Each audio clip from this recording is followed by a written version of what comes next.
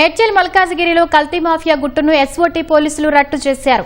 Malkajgiri commissionerate పరిధిలో కల్తీ మసాలాల తయారీ విక్రయ కేంద్రాలపై పోలీసులు కొరడా జులిపించారు.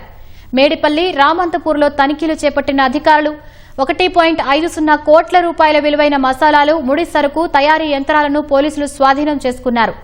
గడువు ముగిసిన మసాలాలను రీసైక్లింగ్ చేసి కొత్త ప్యాకెట్లతో నింపుతున్నట్లు పోలీసులు గుర్తించారు.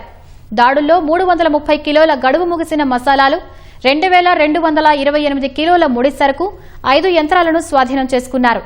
వీటి విలువ సుమారు 1.25 కోట్లు ఉంటుందని పోలీసులు తెలిపారు. మేడిపల్లిలో సాయి తిరుమల ఎంటర్ప్రైజెస్ పై మల్కాజ్గిరి ఎస్ఓటీ పోలీసులు దాడులు చేశారు.